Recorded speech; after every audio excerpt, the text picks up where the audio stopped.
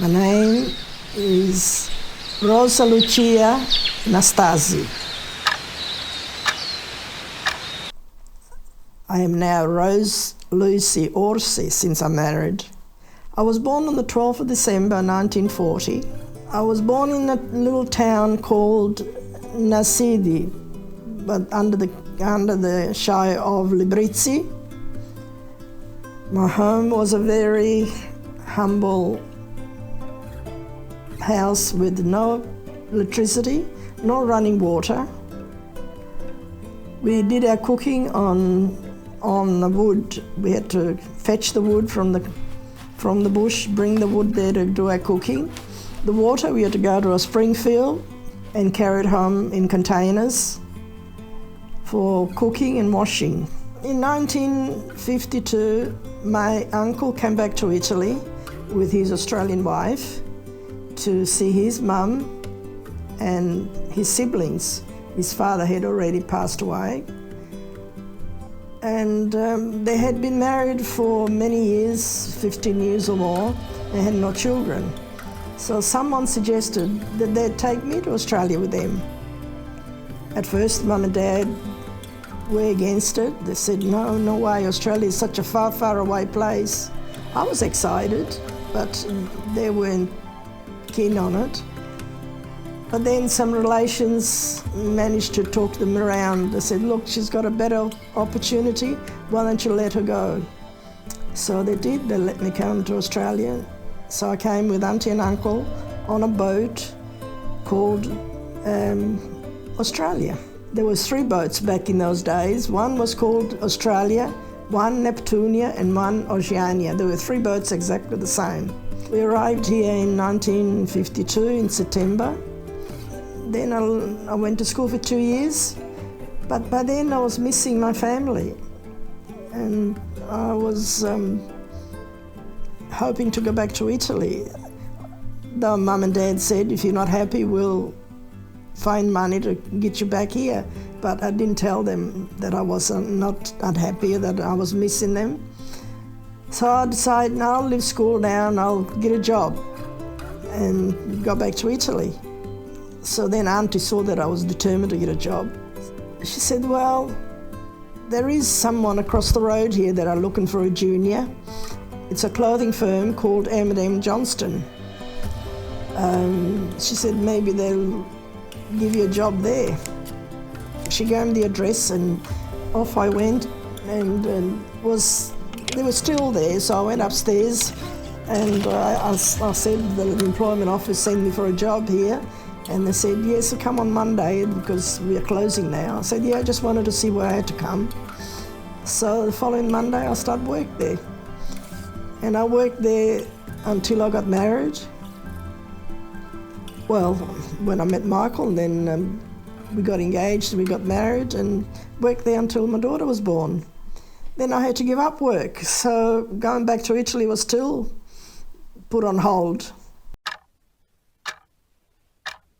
Well, a girl that I was working with me, and her name was Anne. She used to come to my place. By then, Auntie and Uncle had built another house in Scarborough. Then one day she said that her cousin had a friend, an Italian friend, and his name was Michael. And they were going to come one weekend, would I like to meet him? So one weekend they came to Scarborough, Anne and her cousin Roy, and they brought Michael. But they didn't tell Michael that he was supposed to meet me. They told Michael that I was supposed to meet Roy. Anyway, I met Michael and we didn't sort of say much. I just asked him if he was Italian and he said yes, but he wasn't very talkative. And that was that. And then sometime later he rang me and then he picked me up from work, and anyway, then that's how it started and that's how we got married. I cannot thank you enough. My kids, all my friends, I'm a very lucky man. Look at that. My wife here, and my kids. And my kids is gone. Yeah, okay. Okay, now you're my big kid.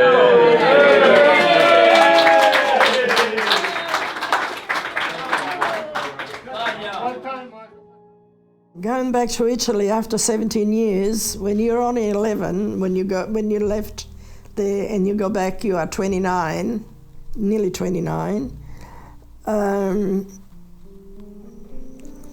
We went back by plane. Michael was a little bit scared of the aeroplane. So when we got to Rome, he said, there's no way that I'm getting on a small plane down to Sicily. We're going down with a train. So we got on the train and we got to the stop that we got off the train, and the train station was pretty deserted by then. There wasn't much there. So I said to Michael, you stay here with the children and I'll go and see if I can find a taxi. So I went to the train, to the building there, and it was pretty quiet. There was no one around. Then this car pulls up and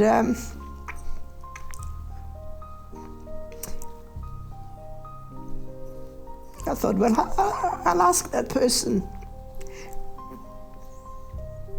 And this man gets out and he says, I said, excuse me, I said, can you tell me where I can get a taxi? And he's looking me up and down and he says, where do you want to go? I thought, gee, if he thinks I'm going to get in the car with him, he's got nothing coming. Anyway, I told him, I said, I need to go to this town, Nasidi. In the meantime,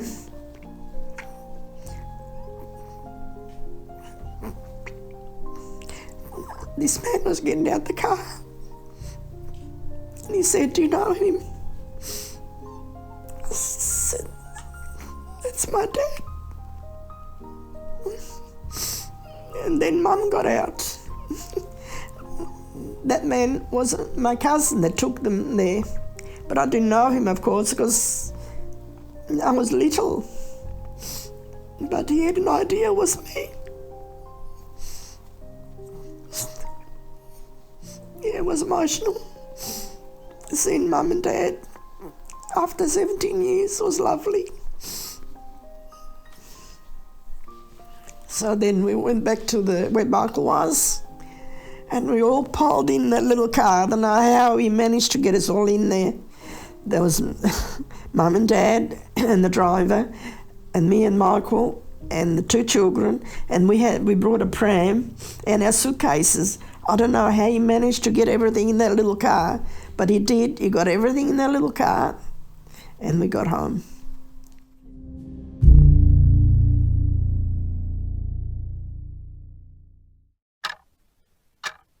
Coming to Australia and making my life here, although in the beginning I didn't think I could stick it out, but yeah, that's my greatest accomplishment, coming here and making my home and life here in Australia. Yep.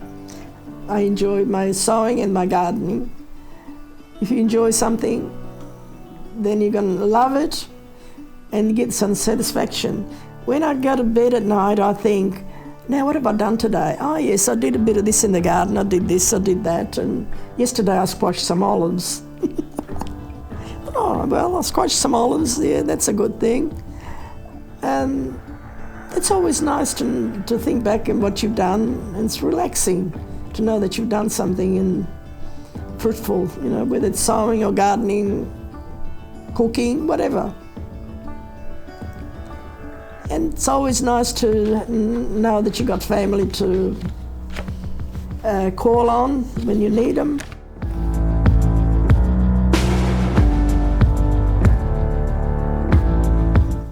Love you all.